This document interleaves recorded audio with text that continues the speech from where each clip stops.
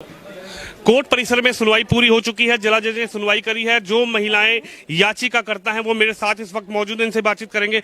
आप भी अंदर थी, क्या हुआ अंदर? दोनों पक्ष का मतलब जज साहब बात सुने हैं और कल के लिए बोले हैं। दोनों पक्षों की बात अंदर हुई, बहस भी हुई क्या? दोनों लोग मतलब वो अपना बात रख रहे थे, वो अपना बात रख रहे थे। मुस्लिम पक्ष अपना रख रहा था और हम लोग के पक्ष वो लोग रख रहे थे, वकील साहब। तो दोनों का सुनवाई सुन के जज साहब फैसला को मतलब सुरक्षित रख दिए। कल आदेश देंगे क्या होता है। मुस्लिम पक्ष कह रहा है कि हमें वजू खाने को जो सील कर दिया गया, इस पर भी आवाज उठा रहा है। मुस्लिम पक्ष कह रहा है कि उसको खोल दिया जाए। हम लोग इस सब में हम लोग कुछ नहीं कर सकते, बस कल का दिन वेट करिए, कल सुनवाई होगी। आप वकील से बात करिए। जी क्या कहेंगी? जो भी आपको पूछना है वकील से पूछिए, इस मामले में हम लोग कुछ नहीं बोल सकते। और मंजू व्यास सीता साहू जी मेरे पास साथ है, याचिकाकर्ता भी कोर्ट से बाहर निकल कर आई। अंदर जो सुनवाई हो रही थी उसमें मौजूद थी। क्या कहेंगी, अंदर क्या हुआ? अगर हम जानना चाहें तो अंदर दोनों पक्ष पहुंचे, दोनों पक्षों के वकील पहुंचे, दोनों ने अपनी अपनी बात रखी और जज ने निर्णय दिया कि कल सुनवाई होगी। अब आगे देखा जाएगा। अब आगे कल के लिए फैसला है, जो कल भी सुनवाई होगी वो देखा जाएगा। हम लोग कल भी सुनवाई होगी। बिल्कुल। क्या लग रहा है कि अंदर कुछ बहस ज्यादा हुई या अंदर कुछ ऐसी बात हुई कि जिस तरीके से मुस्लिम पक्ष कह रहा है कि वजू खाना बंद कर दिया, लेकिन आप लोग कह रहे हैं कि हमें पूजा की इजाजत मिलनी चाहिए? देखिए, ये वकील की भाषा वकील ही जानेंगे। वो हम लोग का कल पर निर्णय लिया जाएगा। जो कल फैसला आएगा उसको हम लोग देखेंगे। अभी हम लोग उसके बारे में अभी कुछ नहीं कह सकते हैं। आज कुलपति तिवारी जी ने एक और याचिका दायर करी है। उन्होंने कहा कि 2014 में जब एक फोटो वहां पर खींची गई थी, तो वहां पर एक शिवलिंग का बता रहे हैं कि वो एक शिवलिंग और है वहां पर। अगर वो दीवार तोड़ दी जाएगी तो शिवलिंग का सच निकल कर आएगा। बिल्कुल बिल्कुल सही कहा उन्होंने। शिवलिंग का सच सामने आ जाएगा। शिवलिंग का सच सामने आएगा जी। आप क्या कहेंगी जी? मैं भी यही कहूंगी कि जब वहाँ की दीवार निकलेगी तो जो अंदर अर्धा निकलेगा और भी बहुत से साक्ष्य निकलेंगे।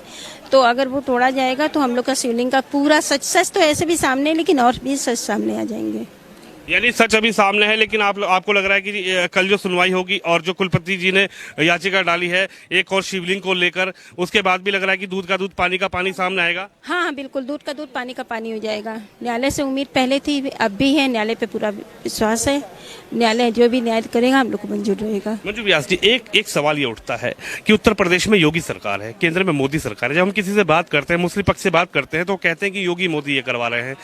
लेकिन अगर अखिलेश यादव की बात करें तो अखिलेश यादव भी ये कहते हैं कि बीजेपी रात को किसी मंदिर में मूर्ति रखती है और सुबह उसको मंदिर घोषित कर देती है। क्या अगर प्रदेश में योगी सरकार ना होती, कोई और सरकार होती, तो आपको क्या लगता है, क्या अंदर सर्वे हो पाता? क्या ये जो सच है, जो सालों से छुपा हुआ है, क्या ये बाहर निकल पाता? देखिए, ये तो राजनीति का मामला नहीं है। ये हम लोग धर्म के कारण कर रहे हैं। हम लोग अपने धर्म को, अपनी श्रृंगार गौरी को लेकर कर रहे हैं। इसमें राजनीति में कोई लेना देना नहीं है और राजनीति को मत ही लाइए तो ज्यादा अच्छा है। हम लोग आस्था के भूखे हैं और आस्था में ही जा रहे हैं हम लोग। और अखिलेश जी क्या कह रहे हैं उनसे जानिए। आप तो आस्था की लड़ाई लड़ रही हैं। आप महिला होकर लगभग 50 साल की उम्र है आपकी, आप आस्था की लड़ाई लड़ रही हैं। लेकिन अगर अखिलेश जी की बात की जाए तो अखिलेश जी की उम्र महज 34 से 35 साल होगी। लेकिन अखिलेश जी कह रहे हैं कि हिंदू धर्म तो वो धर्म है कि एक पत्थर रख दीजिए, एक त्रिशूल गाड़ दीजिए, लाल झंडा लगा दीजिए, बन गया मंदिर। देखिए, उनके धर्म में वैसे ही होता होगा, वो वैसे ही विचार करेंगे। हमारे धर्म में क्या होता है वो हमने आपको बता दिया है। हम लोग आस्था के भूखे हैं। हम लोग पूजा पाठ में बिलीव रखते हैं। वो ऐसे ही खंबा गाड़ करके वो भगवान को मानते हैं तो भगवान को माने। हमारे उनसे कोई लेना देना नहीं है। हम लोग बिल्कुल राजनीति से दूर रहना चाहते हैं और ना ही राजनीति इसमें कोई इन्वॉल्व हो रही है हमारे पास। क्या लग रहा है, कोर्ट पर पूरा विश्वास? बिल्कुल बिल्कुल, हम लोग ने न्यायालय पर सौंप दिया है। न्यायालय जो भी फैसला लेगी वो हम लोग मानेंगे। उनको कितनी बार पूछे जी। आज अगर सीधे शब्दों में जाना जाए, सरल भाषा में जाना जाए, तो आज कोर्ट रूम के अंदर क्या क्या हुआ?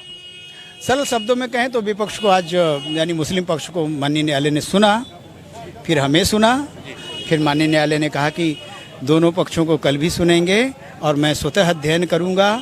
और जो लोग यहाँ पे पूजा के अधिकार की बात मांगे और जो इस मुकदमे से संबंधित प्रार्थना पत्र हैं उनको भी कल ही इंटरटेन करेंगे, विचार करेंगे। कल इस पर निर्णय देंगे। 2 बजे पुनः कल सुनवाई होगी। 7-11 क्या है सर, इस पर क्या बात हुई? 7-11 को लेकर इसकी बड़ी चर्चा हुई आज जी। 7-11 रूल के तहत कि क्या उस विषय पे क्या ये मुकदमा इस धारा के अंतर्गत ग्राह्य है अथवा नहीं, या सुना जाए अथवा नहीं सुना जाए, ये इसी के अंतर्गत है जी। क्या कहेंगे, क्या दीवार हटाने को लेकर भी याचिका पर सुनवाई हुई? दीवार हटाने की बात लगातार पूरक प्रार्थना पत्र का विषय बन गया है, माननीय न्यायालय के पटल पे है। और वो उसी समय हमने सिविल जज सीनियर डिवीजन में कहा था कि चूंकि यह मामला इस तरह जटिल है और शेष कार्रवाई अभी पूरी नहीं है, उससे संतुष्ट नहीं है, तो वहाँ पे जो दीवारें वगैरह हैं और वहाँ पे ढेर सारे बांस बल्ली इत्यादि रखे हुए हैं, उनको हटा के पूरे परिसर का विधिवत उनका, और यहाँ तक कि सिंगार गौरी के पीछे जो एक द्वार है उसको भी बंद कर दिया गया था। नंदी महाराज के सामने एक द्वार बंद है, रॉ मटेरियल से बंद है, तो उन सबको इकट्ठा करके वो भी उस पर माननीय न्यायालय उसको सुने, वो इस विषय पे हमें अवसर दे, पुनः शेष कार्रवाई पूर्ण हो। मुस्लिम पक्ष लगातार वर्शिप 1991 का जो है वो हवाला देते आ रहे हैं। क्या लग रहा है कि ये कहा जा रहा है कि ये जो मामला है पहले ये डिसाइड हो कि ये कोर्ट में आगे सुनने लायक है या आगे इसको बढ़ाया जाएगा, इस पर भी कुछ बात हुई क्या सर? अभी तो नहीं हुई है, लेकिन ये फोकस्ड उनका इसी पे है और इसकी तैयारी हमने विधिवत कर ली है कि भविष्य में अगर ऐसी बाधाएं आती तो उसको, इसीलिए इस मुकदमे को करने से पहले हमारे वरिष्ठ साथियों ने, सारे लोगों ने काफ़ी रिसर्च किया, इतिहास, पुराण, स्मृति, संस्कृत के विद्वान, पुरातत्वविद और विधि विशेषज्ञ और राम जन्मभूमि के आए हुए जजमेंट का सबके निचोड़ इसमें डाला और फिर इस अध्ययन के बाद हमने इस पे इस प्लेन को डाला। अश्वनी उपाध्याय जी ने भी एक याचिका दायर कर दी सुप्रीम कोर्ट में। उन्होंने कहा कि ये जो मामला है 1991 एक्ट में नहीं आता, इस पर आप क्या प्रकाश डालेंगे? उन्होंने कहा हमें सुनना चाहिए। नहीं, अश्वनी उपाध्याय जी का जो मामला है वर्शिप एक्ट पे, उन्होंने तो कई बिंदुओं पर और बड़ा समग्र रूप से इसको रखा है। वास्तविकता मेरा मानना है कि अनुच्छेद 25, 26 और 29 के दृष्टि में रखते हुए, क्योंकि 25 हमें मौलिक अधिकार प्रदान करता है और हम एक सनातनी हिंदू के होने के नाते पूजा का स्तवन, पूजन, राग भोग आरती अपने देव विग्रहों को हमें करना चाहिए। इस नाते माननीय न्यायालय ने अगर उस पर अपने पटल पे रखा है, सुप्रीम कोर्ट ने रखा है, उस पर विचार कर रहे हैं, तो अब अभी विचाराधीन है, तो ये अवश्य ही हमारे लिए विचारने बहुत अच्छा है। अश्वनी उपाध्याय जी इसको अगर आगे बढ़ा रहे हैं, क्योंकि यह एक्ट अधिरोपित है, संविधान की आत्मा के प्रतिकूल है और जिसका क्या कहते हैं, विसर्जन होना आवश्यक है। जी, आज कोर्ट में मुस्लिम पक्षकार के वकील ने कोई आरोप लगाया था हमारे ऊपर।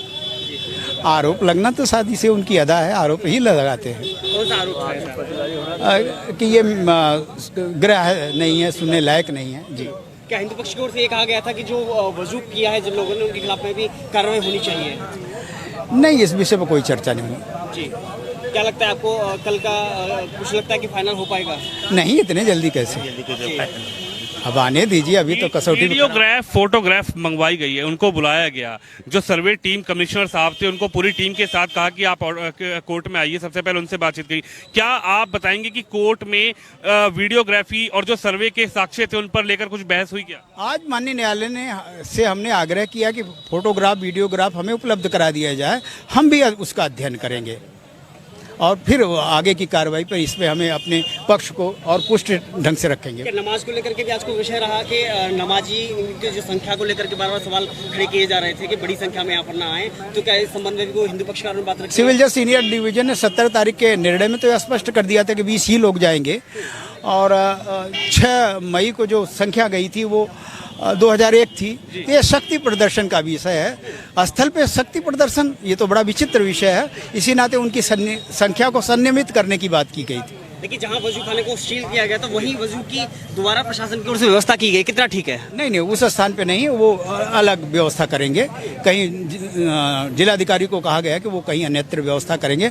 और वजू का विषय क्या है, वो ना हाथ पैर धो के आइए, कहीं भी धो के आइए, उसका क्या मतलब कि स्थान विशेष पे ही धोएंगे तभी आप महान होंगे, पवित्र होंगे।